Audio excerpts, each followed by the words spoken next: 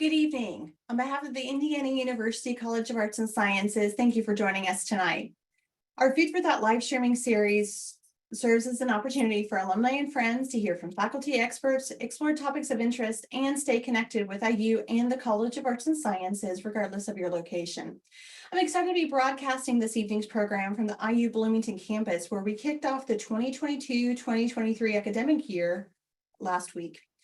For our alumni and friends near and far, we have several online events planned for you throughout the fall. I hope you can join us as we explore a range of topics that illuminate the breadth and depth of the college. Further details about these programs can be found on our website at college.indiana.edu. At this time, I'm delighted to introduce tonight's featured presenter, Galen Clavio, an associate professor of sports media and director of undergraduate studies for the Media School. Professor Clavio's research focuses on social and digital media in the sports environment. He is particularly interested in how social media influences the interaction between sports stakeholders. Professor Clavio also oversees the Indiana University Sports Media Program, which consists of over 250 students. Following his presentation, Professor Clavio will be joined by sports broadcasting senior Max Parker for the audience Q&A session. A native of Wilmette, Illinois, Max works as a play-by-play announcer for BTN Student U and WIUX Radio. He also serves as the play-by-play announcer for IU softball team on IU Hoosiers Radio. You can submit your questions at any point during this evening's discussion. Simply click on the Q&A tab located in your webinar toolbar. Hover your mouse over your screen and your toolbar should appear. Now, it is my pleasure to welcome Professor Clavio for his presentation. Thank you. Thanks to all of you for joining us once again. Some of you I recognize in the audience from our name, image, and likeness talk back in May. And we're back again because college sports refuses to stay out of the limelight. There's been a lot of fascinating stuff going on over the summer that I know many of you have seen in the news. And the goal of today's presentation is to talk specifically about the biggest headline attracting item from this summer, which is college sports realignment. We're going to talk about what's happening. I'm going to give you some context about why it's happening and what we might be seeing as we move forward here. So I invite your questions. If you've got some right off the bat, feel free to put them in. We're going to do about 20 minutes of some slides as I walk you through some different things, but there'll be plenty of time for questions at the end. And I really want to hear from you with what questions you've got, because this is kind of a confusing space. And, one of the things I've noticed as I've talked with people, they're just like, there's so many different things that seem to be going on. And it's hard to understand, I think, for a lot of people, why we're in this position again, after really having gone through it just about a decade ago. And ultimately, what we're going to talk about is why this keeps happening and where it's all going to ultimately lead. So, let's start off just kind of with this overview of what I was talking about. What really tipped the scales on college sports realignment being a big story here lately was the news this summer, out of the blue, really, that USC and UCLA, two programs that are very decidedly not in the Midwest, were going to be joining the Big Ten and leaving their kind of quasi-ancestral home in the Pac-12. This was the latest in a series of unexpected moves in the college sports realignment process that's lasted really for a couple of decades, and if we're being honest, actually lasts further back than that. So as I mentioned, we're going to talk about how a combination of television deals, school movement, player empowerment, and all of these different things has really adjusted the college sports landscape, and also what the current environment in college athletics looks like at this point, and where we may be headed with it all. Now, I took this from a Reddit thread. I really liked how it was put together. This gives you just basically a visual look at all of the things that we will be seeing happen in college sports, either this year or next year or the year after, or I guess the year after that if you're going to 2025. And you can see as you go through and look at these things, you've got the Big 12 losing Texas and Oklahoma. They're going to the SEC. That'll be happening in 2025, if not a little bit earlier. You've got three teams from the American Athletic Conference, UCF, Cincinnati, and Houston, leaving that conference to join the Big 12. along with BYU, who was an independent. They'll be now joining the Big 12. You've got several teams from Conference USA, either going to the American or going to the Sun Belt. You've got 2 teams, as we know, from the Pac-12 leaving and joining the Big 10. So there's a lot of movement going on right now. And I think first and foremost, we have to kind of get a sense, sorry about that, what is going on and why it's happening. And ultimately, a lot of this comes down to 2 primary things. One of them is colleges and universities, using their athletic departments as proxies, are in a constant competition with each other for athletics-driven prestige, revenue generation, and brand building. And, this really goes back to a core question that I brought up when we were talking about name, image, and likeness back in May, which is, why do we have college athletics in the first place? And there's a lot of different ideas. There's a lot of different stated reasons as to why college athletics exist. And there's probably some truth in all of them. But, whatever the historical antecedents are of college sports, whether it was trying to round young attendees of colleges and universities into, well-rounded individuals that could go on and be upstanding members of society, or whether it was simply a way to engage alumni and keep them involved in a school beyond the point where they graduated. There's other elements that have entered into the equation, especially in the last 30 years.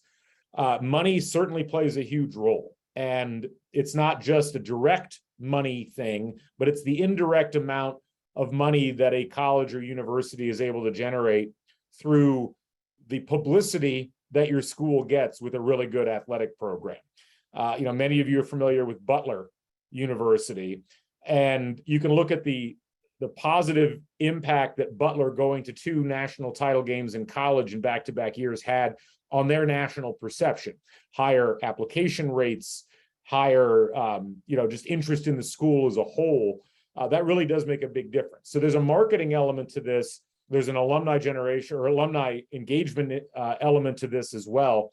And the idea that, unless you are one of the truly elite academic programs in the country, and here we're talking about the Harvards, the Yales, the University of Chicago's, the MITs, you're competing for the same students, essentially. You're competing in the same spaces, and every little bit counts in terms of getting into the brains of young people and their parents about where you're going to spend the 4 years, and in many cases, a couple of $100,000 on college.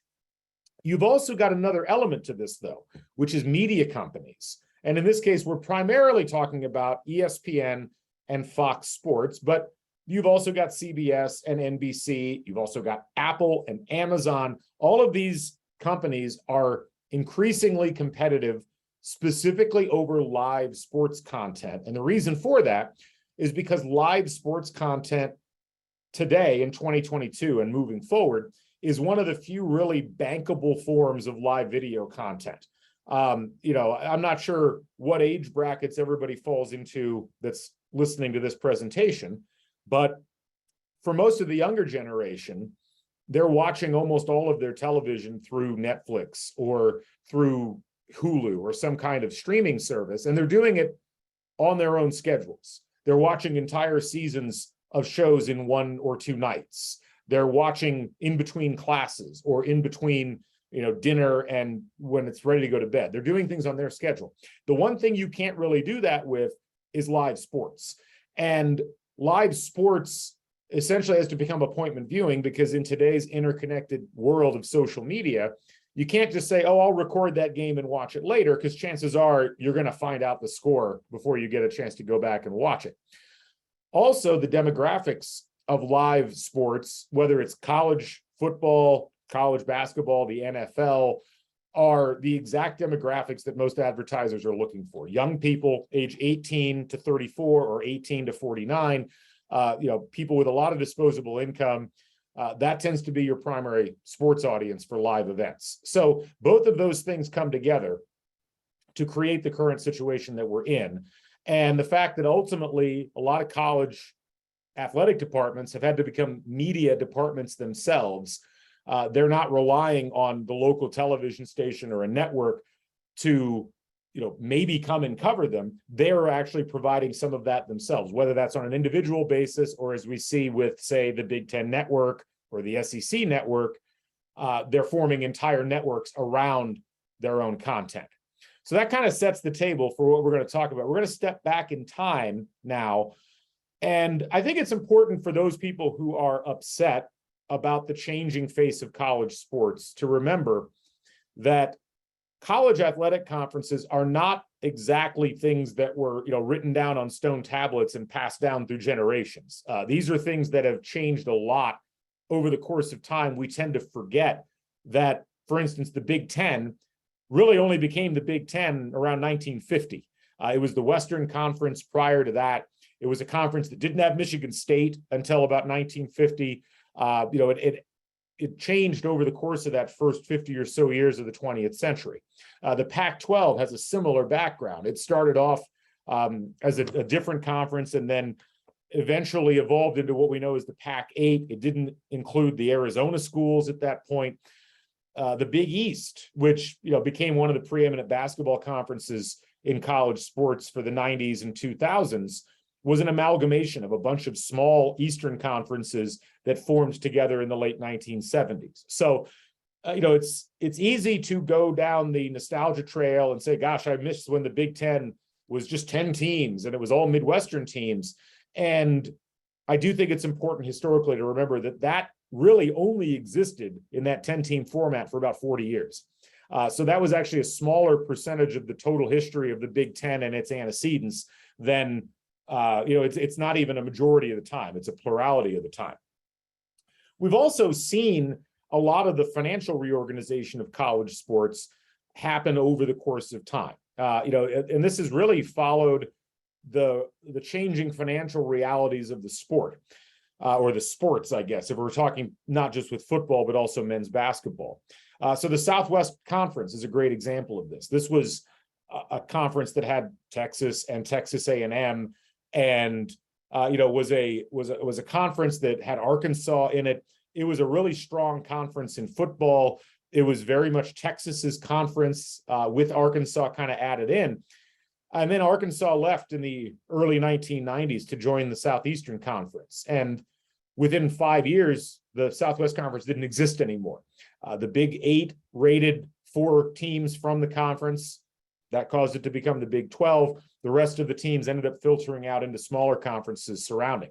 The Big East is another great example. I mentioned that the Big East started as this amalgamation of schools from various conferences.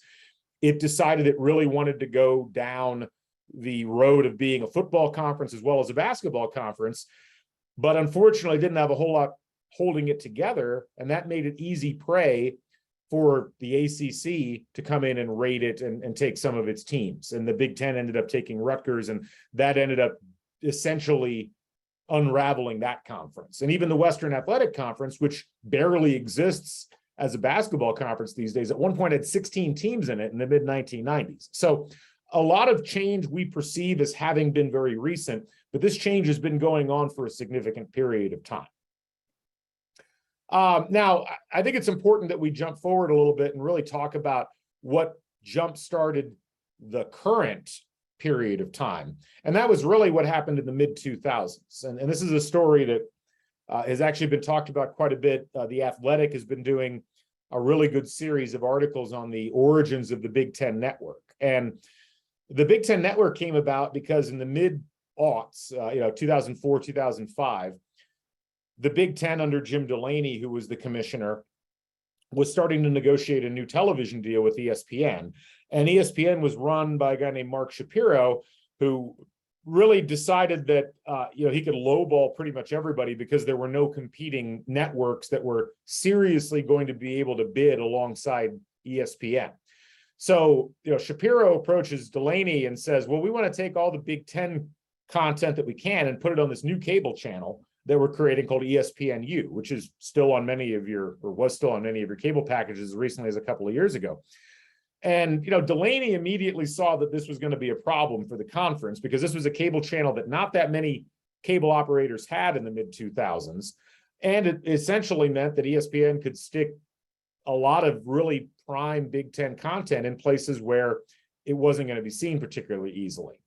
So Delaney, rather than going down that route, decided that this was the time to see if there were any willing partners out there to try to construct something that hadn't been done before, at least not at the college level.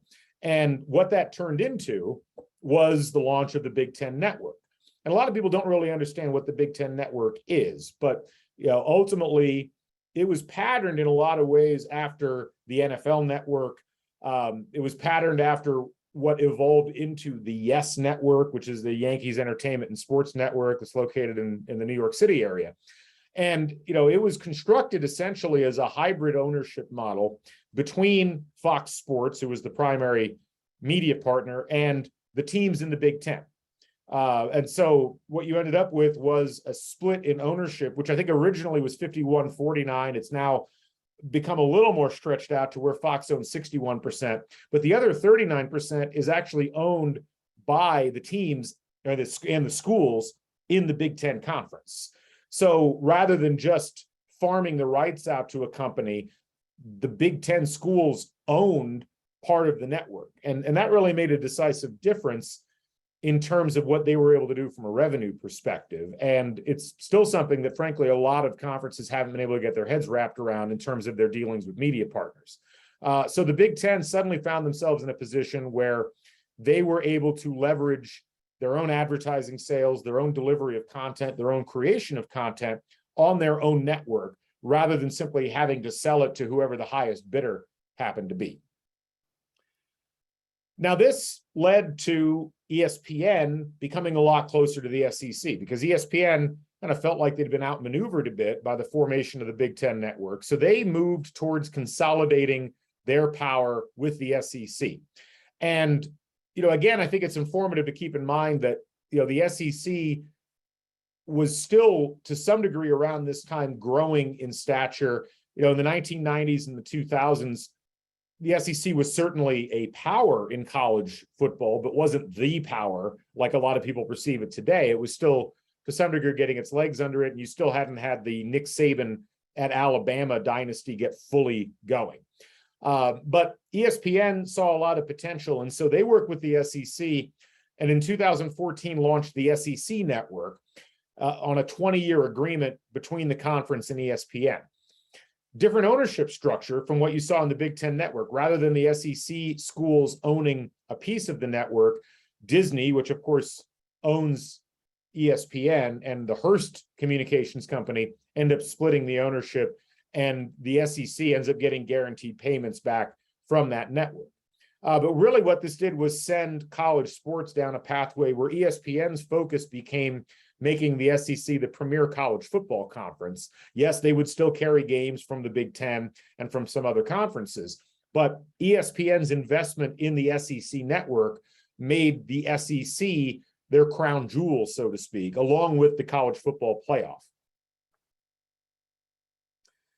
Now, there's this period of time that happens between the formation of the SEC network, which again, launches about 7 years after the Big Ten Network does, and where we're at currently. And I think it's important to keep in mind that during this period, ESPN and Fox both had a vested interest, and still do to some degree, in keeping the college conferences contractually connected to them at odd intervals. So, in the first huge round of realignment that happened back around 2010, 2011, there was a real possibility that the Big 12 was not going to exist anymore.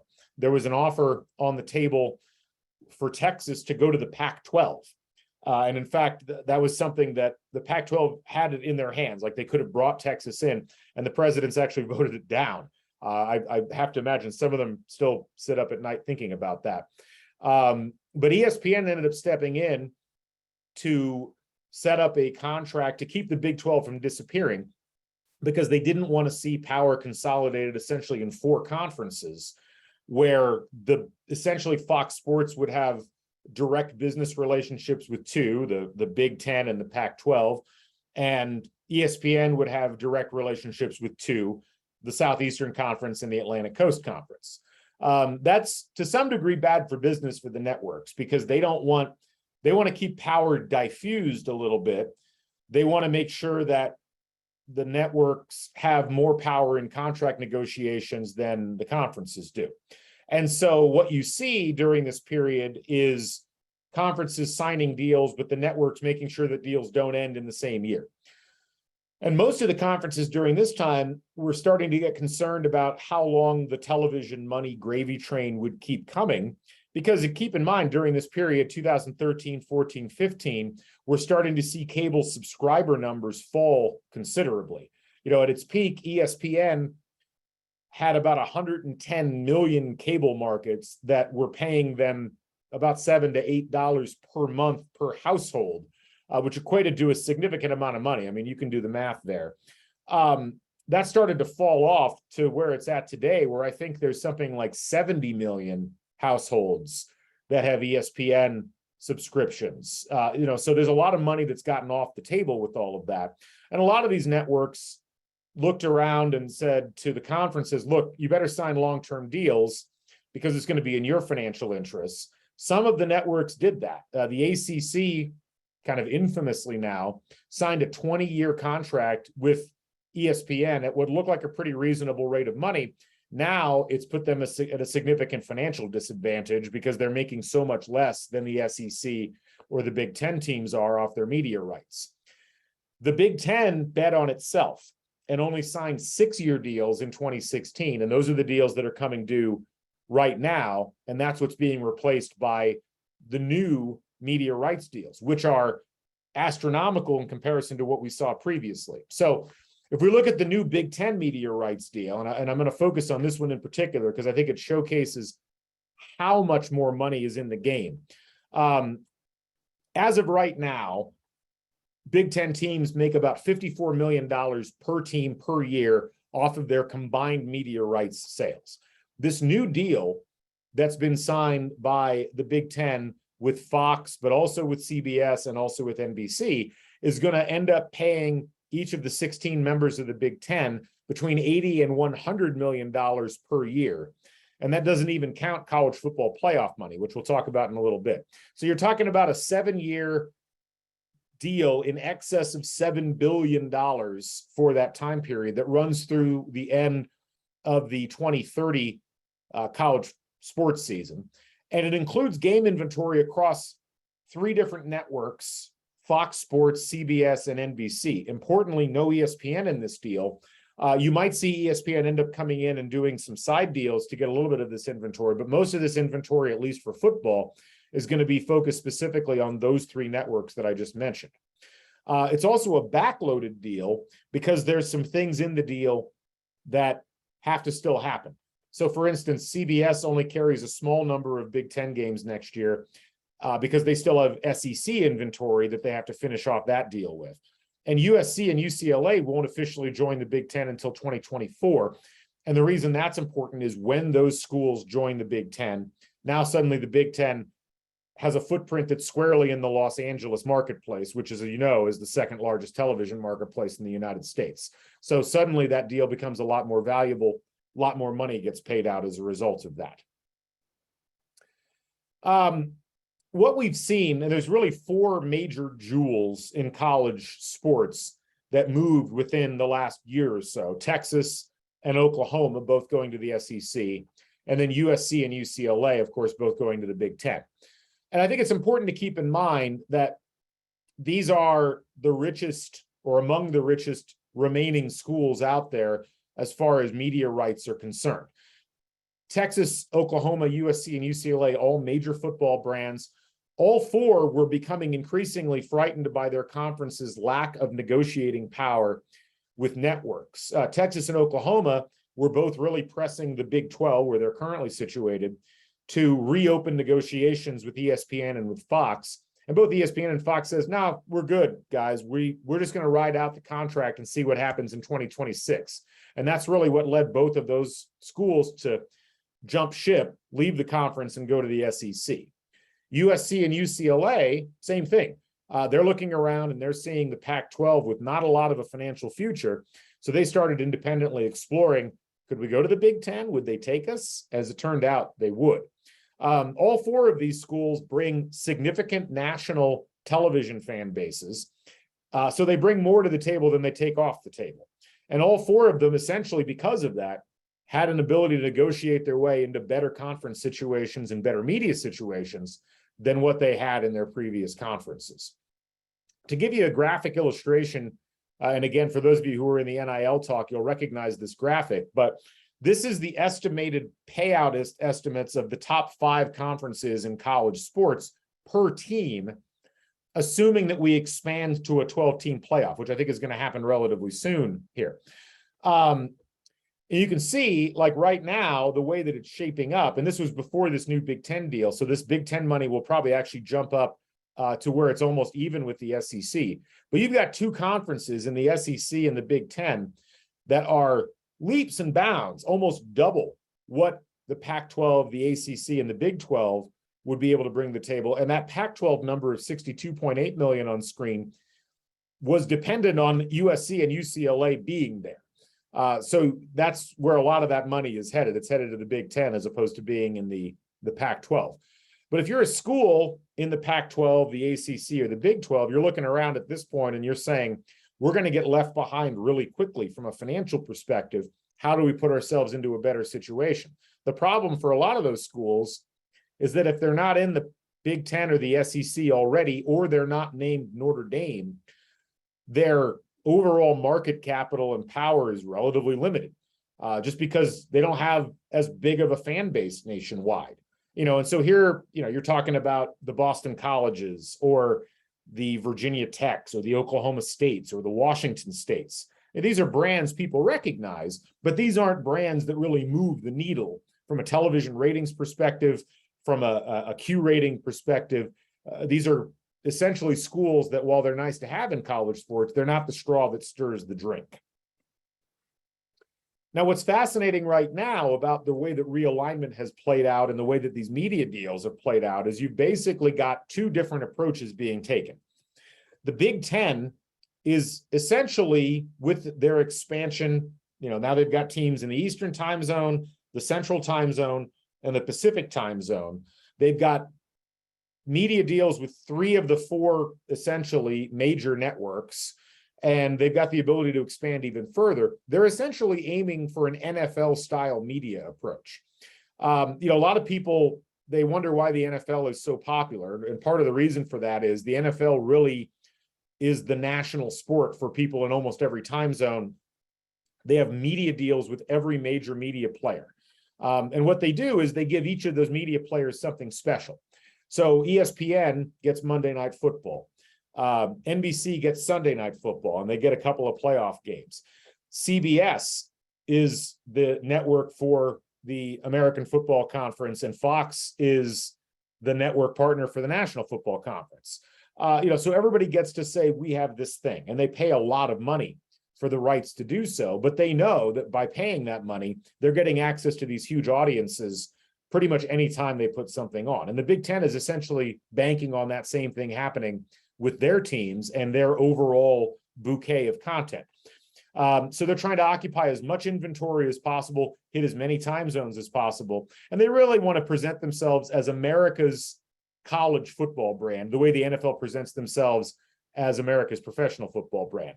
The SEC is really doubling down on the primacy of SEC football as being the key. They think we're going to have the best brands for football, or most of them, the ones that most people know have the best players. And even though we're largely a regional conference, we're going to be having the most talent on a yearly basis because most of the top college football talent is clustered in the Southeast. It's in Florida, Georgia, South Carolina, Louisiana, and Texas. So it's hard to say which of these 2 models is going to be the most successful long-term, but I think both of them have their merits. And to a large degree, what's been driving the directions that not just those conferences are going, but also the direction that their media partners have been going with things. A lot of college basketball fans I know in the audience here. What is this going to mean as far as college basketball? Well, it's important to keep in mind that college football and college basketball are run differently. The NCAA, the organization in Indianapolis, organizes and runs the NCAA men's basketball tournament, and that's where almost all of their revenue comes from. I think it's something like 85 or 90% of the NCAA's revenue comes directly off of the contract they have with CBS for the men's basketball tournament, which pays about $1 to $1.2 billion a year. That contract's good through 2032. Now, what the NCAA does with that money is, yes, they give some of that money back to the top teams and top conferences, but they take that money and they distribute it throughout the entirety of college sports. So Division II, Division III schools, they're getting money off of that college basketball tournament as well. It's important to remember the NCAA does not control college football or the college football playoff. The college football playoff is controlled by the FBS division conferences, the top 11 conferences plus Notre Dame. And there's a lot of programs and teams that we know in college sports, Butler being one of them. They're in the Big East. That's not a football conference. They don't really have a lot of say in the football discussion. It's really clustered among really even, I would say, the top 5 conferences. So what you could see moving forward is a change in the way that the NCAA tournament happens, where FBS power conferences and teams may decide, why are we letting the NCAA take all that money and redistribute it to people other than us? Why don't we create something like we've done with the college football playoff that could either replace or compete with what the NCAA is doing? I don't know if that's going to happen, but it's certainly something that's on the table. And as much as college football teams and college football conferences have been dictating what's going on with college sports realignment, I think it may be more likely than not. So we'll have to wait and see what happens with that. The other and last big piece before we get to questions is there's a lot of pending changes to the college athletics system right now. NIL, which we've talked about quite a bit, has changed a lot from what we thought NIL was going to be last year. And now you're seeing collectives of fans and businesses getting together to pay athletes essentially to go play with particular college athletic programs. It's not what the NCAA wanted, but the NCAA doesn't have a lot of power here because the courts, without directly saying it, have essentially stated you shouldn't be in the business of regulating whether college athletes are making money off of being college athletes. And the NCAA is trying to find a way around that, trying to find a way to legislate that system. I don't see there being a whole lot of hope for that because there are continued court challenges, including one that's coming up, Johnson versus the NCAA, which could directly impact the status of college athletes as amateurs. This case essentially states that this was a Villanova football player. You can actually see him in the frame there, who's suing the state of Pennsylvania, saying that college athletes should be considered as employees for a variety of reasons. And it's more likely than not that the courts will find in favor of that, which would then open up the floodgates for colleges directly paying revenue sport athletes because they have to, because that's the way that the system has gone. So a lot of what you're seeing with the realignment of college sports isn't just colleges being greedy. A lot of it is the most popular conferences and teams looking around and saying, we're going to have to find some new revenue streams if we're going to survive and continue to have college sports. It's going to be different than what we're used to, but this is essentially the route forward, because otherwise, if we don't do it, someone else is going to do it, and they'll be the ones leading the way and not us. So a couple of other things to keep in mind. College football playoff expansion may be happening sooner than we think. There was actually a story that just broke this evening about college presidents from the 11 voting members of the College Football Playoff Committee potentially trying to expand the playoff 2 years early.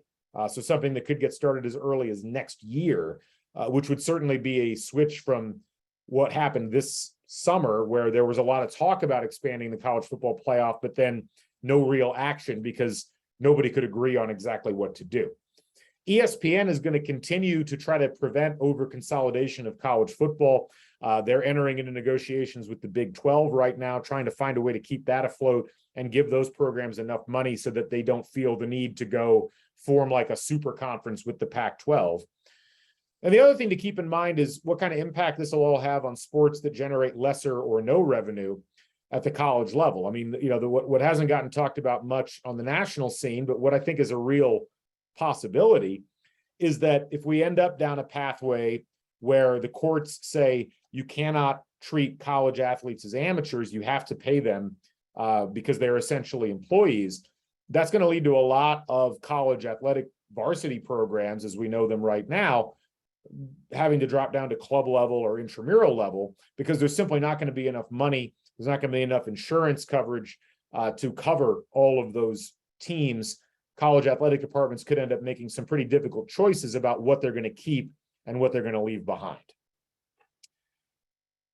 So with that, I'm going to go ahead and go to questions now. I'll bring Max Parker in to get through some of these questions here. And folks, please feel free to put your questions in the chat. Max, welcome. Good to see you. And good to see you as well. Let's fire away. What do we got? Yeah. So right off the bat, actually 4 minutes into your presentation, we started getting those Notre Dame questions. And so we've got 3 right away that are all mostly in the same vein. The general question is, could the Big Ten accept Notre Dame as a football only conference or a football only member? And then there are 2 other kind of side questions that say, like, why should the Notre Dame school be treated as a special consideration, because the ACC grant of rights agreement runs through 2036. And that basically, in essence, says that should Notre Dame join a conference, that would have to be the ACC. Right. So I'll jump in on that, because Notre Dame is always the one that everybody asks about. And here's what I'll say regarding the Notre Dame situation. So Notre Dame, it looks like at this point, is going to sign its own independent deal with the with NBC, where they are going to be essentially getting a lesser amount than the Big Ten schools are getting with their deal, probably by the end of it all, somewhere between $30 and $40 million less. But that may be enough for Notre Dame to feel comfortable trying to maintain their independence for a little bit longer, because ultimately Notre Dame, while they certainly have a decent amount of overhead, I think at the end of the day, they're mostly focused on funding their football program and making sure that they can travel with the rest of their athletic programs comfortably, and that they have regular opponents that they can schedule for those things. Ultimately, for Notre Dame, football is still the most important thing. And what's going to be interesting is, yes, they do have a contractual obligation to some degree with the Atlantic Coast Conference, but I'm not entirely convinced that the Atlantic Coast Conference will be around in its current form for any huge length of time. So to some degree, I think Notre Dame is going to take a wait and see approach, because they're not going to be the ones that break up the ACC. But if the ACC gets broken up by market forces, and I think that's entirely possible, Notre Dame is suddenly positioned very well to be a member of the Big Ten, because Notre Dame's primary media partner is NBC, and NBC just became a media partner for the first time with the Big Ten. I don't think that was accidental. And I think to some degree it's interesting, because if you read the literature on this, what you're seeing is Notre Dame really got all of the money that they're planning on getting in this new media deal, because NBC is going to put a lot of additional inventory around Notre Dame games. NBC's deal with the Big Ten is essentially they want to create a Saturday night version of Football Night in America, which is what they currently, Sunday is Football Night in America for the NFL. They want to create a Saturday version for college sports. Well, that's going to be huge for Notre Dame, just from the carryover programming of people tuning in to NBC and thinking of NBC as a destination for college sports, which, let's be honest, that's not what happens right now. NBC has the Premier League, they have Notre Dame football, they have IndyCar, and that's about it, other than the Olympics every 4 years. So, all the questions about Notre Dame, I think, are valid ones. And certainly we could get into some individual question marks about, are they a great fit for the Big Ten? I think that they are, especially if you're bringing in some other schools from the Pac-12 as it currently exists. But I think a lot of what Notre Dame's waiting on is a polite way to no longer have to deal with the ACC question. And until that is solved, I think they'll be perfectly happy to sit there and earn a decent amount of money and wait for things to fall apart around them.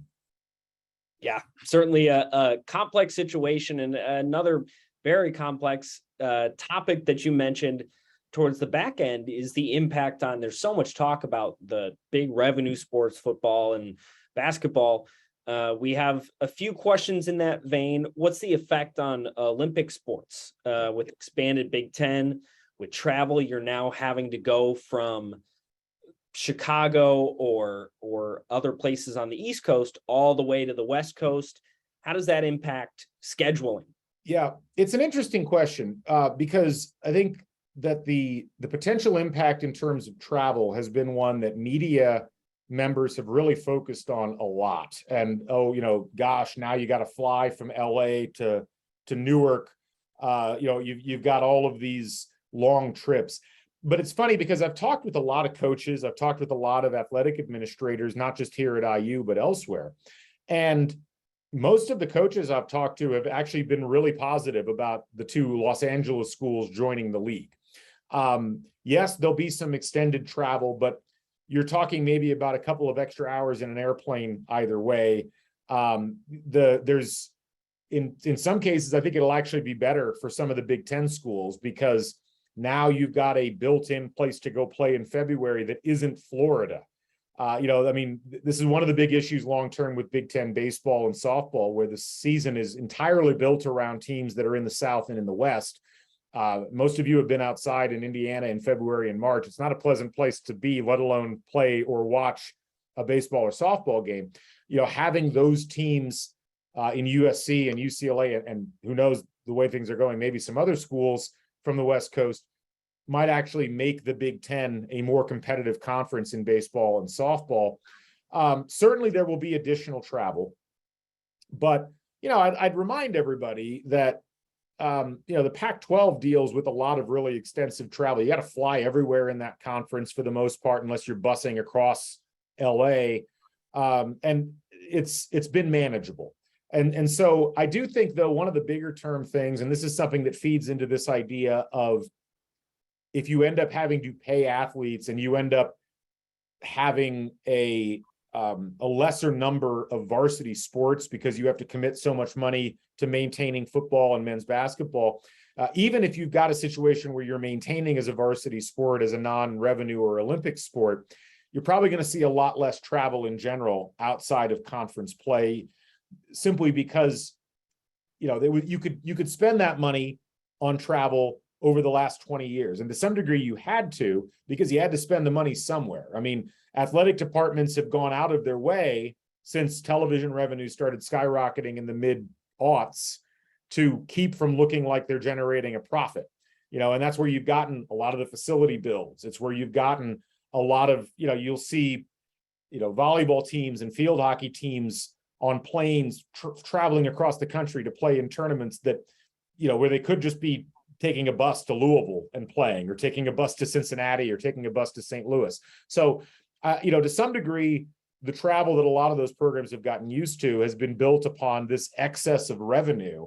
And I think if that revenue starts getting redirected elsewhere, you're going to see a natural redistribution of that revenue and probably a reevaluation of what that revenue is being spent on in terms of that type of travel.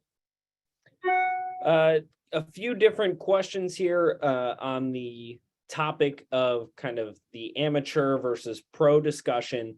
And one of those is in line with, can the NFL Players Association, the NBA Players Association organize college athletes and negotiate a collective bargaining agreement?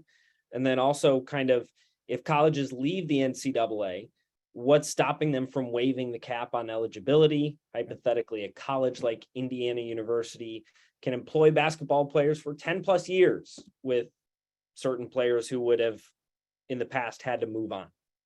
So all this gets into some interesting philosophical discussions about the collegiate sports environment. And this is where, I take a couple of minutes to, inform everybody. And I think some of you already know this, but many of you don't. The system we have in the United States is a very unique system worldwide in terms of how college athletics and people who are between the ages of 18 and 22 in athletics are treated and how they are developed as athletes. If you go to England or if you go to Europe, you don't find college athletic departments. I mean, that doesn't exist. What exists instead is academy systems with players training to be professionals in sports and having, a variety of successes or failures in terms of actually being able to play professionally. You also don't see the close relationship between the scholastic environment and the athletic environment taking place. Those are two very separate sorts of things. The system that's existed in the United States really since the inception of college sports in the 1860s, 1870s, has allowed for a tremendous amount of money to be poured into college athletics, with the idea being that essentially it almost acts as a missing intermediate step for a lot of people between being a high school age student and being a professional. You see in soccer internationally, most 18 to 22-year-olds are playing professionally. Maybe they're playing at lower league levels, or if they're really exceptional, they're playing for top teams in top leagues. But you don't have this intermediate step where it's like, oh, you're going to go to college for 2 or 3 or 4 years. And you see that in basketball as well. Luka Doncic, he was an academy player at Barcelona, and he gets drafted into the NBA, and he comes over as an 18-year-old, and he's obviously very good at that point.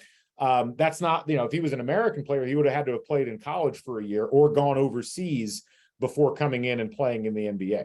So I say all of that because a lot of these questions that people are asking about, what would keep colleges and universities if they uncoupled from the NCAA from changing eligibility rules or things like that? And the answer is really nothing.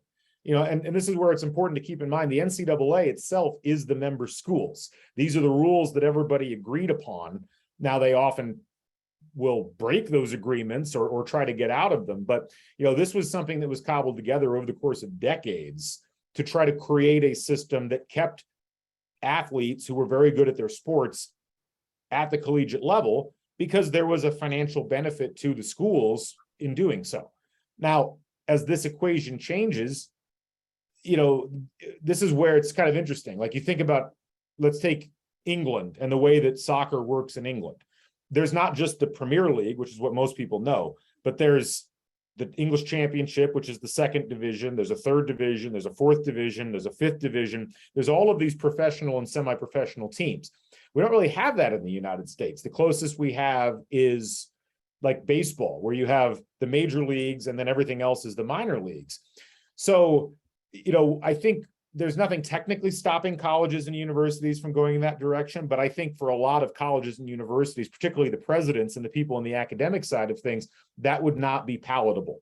But I do think that it might be worth exploring, because this switch to where college athletes might be considered professionals is going to probably result in a lot of people who aren't quite good enough to play at the major professional level, but might be able to find a home. And it's like, well, would you rather have those people playing overseas versus playing in an environment here in the United States? And that's where I think there's going to be a lot of interesting explorations moving forward. I don't think it's going to happen anytime soon, but I do think that question starts to get opened up a little bit.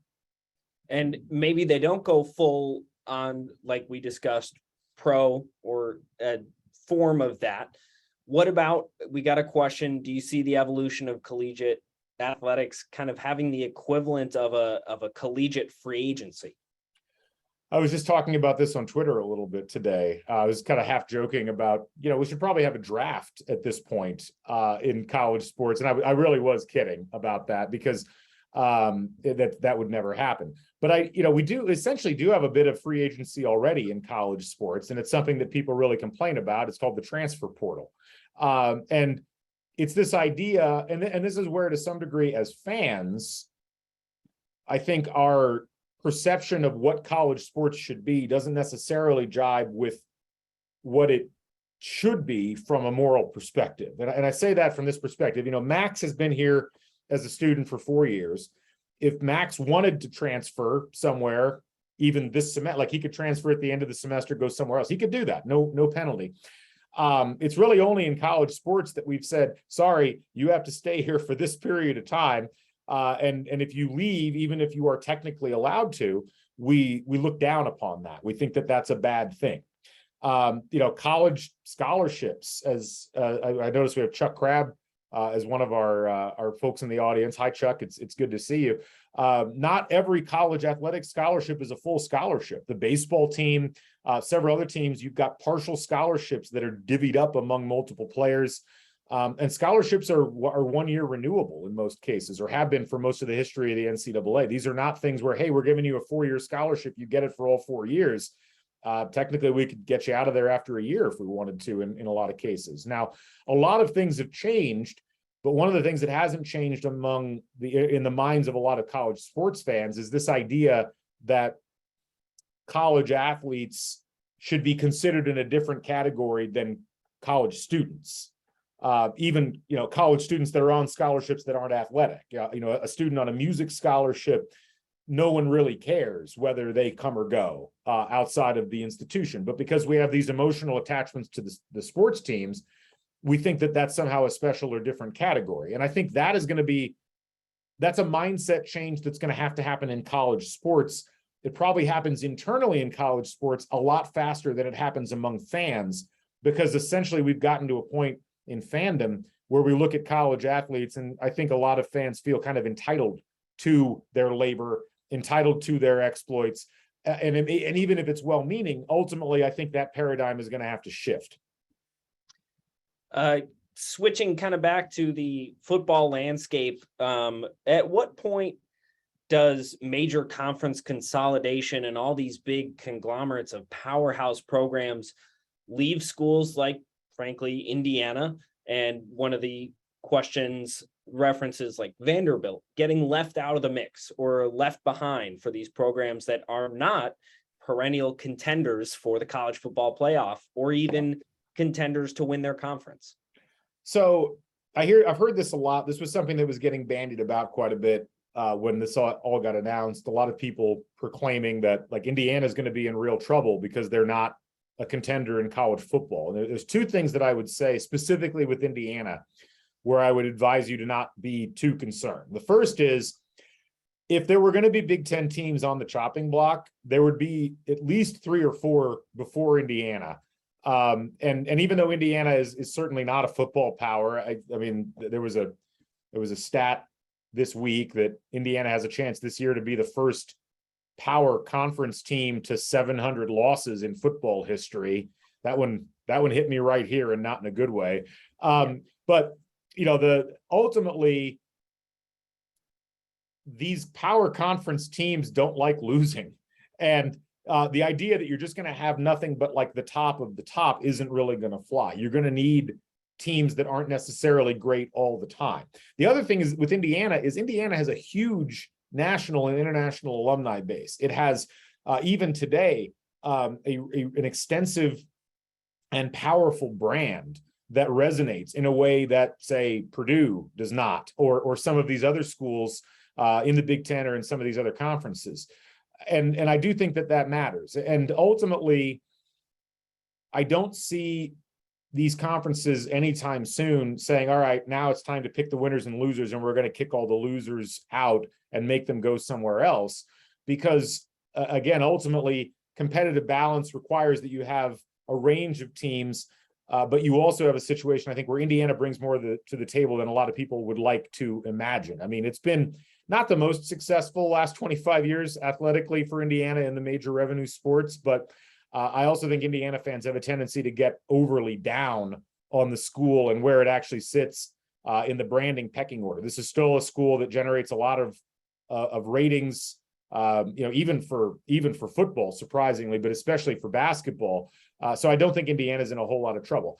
Now, some of the other schools, I think if you're in the club right now, it'd be a lot harder to contractually take a Vanderbilt or a Purdue or somebody out of the mix versus just, oh, hey, we're not going to let other teams into the club unless they really bring something of value. So I think the Vanderbilts, the Indianas, and so forth that are in the SEC or the Big Ten are in much better shape than the Oklahoma States or the Washington States or some of those other schools that are essentially still in quote unquote power conferences, but are essentially on the outside looking in. There's very few of those schools that I think have a legitimate chance at being able to get into that mix, because I do think that consolidation is likely to continue a little bit longer. Because even though ESPN and Fox would certainly like to be able to have conferences kind of warring against each other and be able to set the tone of these television contracts, at the end of the day, I think the colleges are going to look around and say, we have more power here than we're actually leveraging. Let's go ahead and start leveraging it and see what happens. Yeah. And I know we're running a little short on time here, so I'm going to kind of try and put a few questions together here. There was one just kind of blanket question of, these schools are getting so much money, millions, hundreds of millions of dollars in these contracts, and it's not all going, you can't use that much money on one program. So where's that money going? And kind of combining that with a questioner who's asking about just kind of their fears and concerns about non-revenue sports and certain programs getting removed. If the money's not going to, or at least some of it not going to these non-revenue sports like college swimming, for example, where is it going? Well, I mean, right now, so first and foremost, I think it's important to keep in mind that not all colleges are equal on this. As my good friend Jeremy Gray often points out, you can't really compare Indiana and Kentucky's athletic departments because Indiana offers 24 varsity sports and Kentucky offers 15 or 16, I think it is. And you can't even really compare Indiana to Ohio State, because even though Ohio State makes so much revenue, they have 36 varsity sports and Indiana has 24. So it's hard to have a kind of a one size fits all answer to this question. Now, I will say it seems like there's a lot of money coming in, but you still got a lot of colleges and universities trying to pay off debts that they incurred trying to keep the lights on during the COVID pandemic, and that's going to be a lingering issue for a while. College coaches' salaries continue to go up. That's kind of been artificially inflated by the fact that you had all this extra money coming in the last 10 to 15 years and it had to go somewhere. But there's not really a good way to deflate that because you can't artificially constrain coaches' salaries. That's the only way you could really do that is to drop a sport or two down. And say, well, gosh, we can't pay you anymore because this is a club sport as opposed to being a full-on sport. Plus, you've got this looming issue of, are we going to have to pay players? If you have 85 scholarship players for a football program, if you paid everybody $100,000 a year, which is the number I've heard bandied about here and there, that's $8.5 million. Well, you add a men's basketball team, you add a women's team. If you're paying everybody roughly the same amount, that extra money starts to go away really fast. Plus, you've got your traditional capital operating costs of building and upgrading stadiums, maintaining stadiums, and just kind of the cost of doing business, the increase of amenities that you have to have at the stadiums because you're competing for people's spare time, essentially. It looks like a lot of money, but the money gets spent really quickly. Now, as far as what happens with non-revenue sports or Olympic sports, I think there's going to be a real reckoning at some point here. And I think what's going to happen is schools that are really committed to certain sports are going to keep them. Like, I don't ever foresee Indiana, thinking about, gosh, we're going to get rid of men's soccer as a varsity sport. That's ingrained in the IU culture. Same thing with swimming and diving. It's an institution.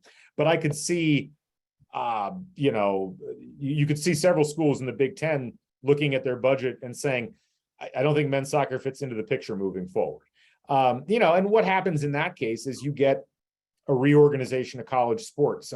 Indiana has a varsity water polo program, and almost every school that they play in their conference is on the West Coast because there's no teams in the Midwest that are really sponsoring it. So it's not unheard of. And it's going to be different. I really do think that there's more money coming in, there's more consolidation coming in, and that's going to lead to a reorganization of how everything is put together. And that will be a really fascinating thing to watch. It'll be tough for a lot of people because it's going to be very different. But the one thing I say, I guess, and we have to wrap up because we're at the hour mark, and this is a tough thing for people to get their heads wrapped around.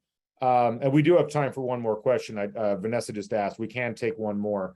But something that I think people need to get their heads wrapped around is college athletics and college athletics fans have gotten used to a system that frankly was built upon a very shaky legal foundation, one where we are essentially capitalizing on unpaid labor. And that is something that was eventually going to be looked at by the courts. And people were going to say, this is not reasonable. This is not something that we're going to continue. Not everybody likes to hear that. But I think I've been studying this for the last 20 years. To me, it's been inevitable that at some point, the legal system or the court system was going to point to college athletics and say, this is not a legitimate model of doing business. That's essentially what Brett Kavanaugh said in his opinion on the Alston case. And I think that what we're seeing is we've gotten used to all of these different sports. We've gotten used to all of this money in the system. And ultimately, the system is going to have to change because it was built upon something that it probably shouldn't have been built on for as long as it was. And I think this might be a good one to finish with. It's something that we've talked about in some of my classes that I've been in of yours. And it's something that you mentioned that overseas, a lot of sports programs are using as a method of development rather than college athletics. I mean, do you think as universities potentially start dropping varsity sports like men's soccer programs, could then the United States start shifting more towards, and like, for example, the sport of soccer, maybe a more European method of developing talent? Could you speak on that a little bit? Yeah, no, I think it's a great question. And look, I think you're already seeing that to some degree. I mean, the European model, as we would call it, is, I mean, it's alive and well in tennis. It's essentially how it works in some of other sports like that, where, you know, if you're playing college tennis, you're not a top level player who's going to play professionally. Now, you know, I think what's interesting is soccer has taken hold in the US, is you're starting to see a lot of these MLS programs, you know, they're creating their own academies and they're paying for players to come in and they're doing all of these things that you see overseas. They're still using college in many cases as an intermediate step. We've seen a lot of great, you know, players coming out of the Chicago Fire Academy or whatever, coming to IU, playing for a year or two, and then going on and playing in MLS or elsewhere. So yeah, I do think it's a possibility. And I think that that's really kind of the hidden story about all of this, is that as college athletics reorganizes itself, not just around new structures from a conference perspective, but reorganizes itself around what schools are offering and not offering because of the money that they've got, you're going to probably see new things come in to fill the voids that inevitably get picked up on that front. And to some degree, it's a shame because, you know, over the course of the last 50 years, the U.S. has established itself as like the world leader in developing athletes across a whole bunch of different sports. And, you know, you'll hear athletes coming in. There was one I read the other day, as an Irish rugby player who came, I think it was to Northwestern University, and was shocked at how great all the facilities were. Like not just the basketball arena and the football stadium, but the baseball stadium and all of these other things. And he said something like, you know, you just don't see this in Europe because there's just not that much money in that one place. And here you have it on, you know, 65 to 70 college campuses across the United States. And so I do think at some point, you know, as the system changes, you're going to see less of that. And that is a shame to a large degree. But again, you can't be too upset about it because, again, I don't know that the financial model that it was built on was necessarily a fair or just one.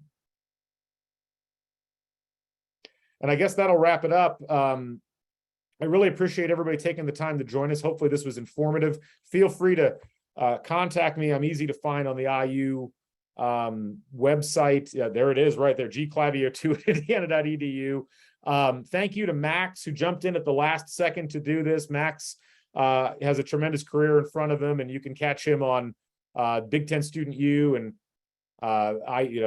several other things, the Hoosier Network. So be sure to check out his work. And my thanks to Vanessa and all the folks at the College of Arts and Sciences here at IU for giving me another platform to talk with you folks. I hope it was good for you. I certainly enjoyed it, and we'll look forward to doing one again here real soon.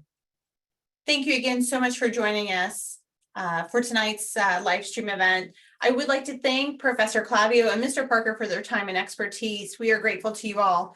Finally, I should acknowledge that events like this would not be possible without the support of donors who understand the value of a liberal arts education. If you would like to support the faculty, students, and programs of the College of Arts and Sciences, please consider making a contribution to the Arts and Sciences Priority Fund at the Indiana University Foundation. Until next time, please take care and stay safe.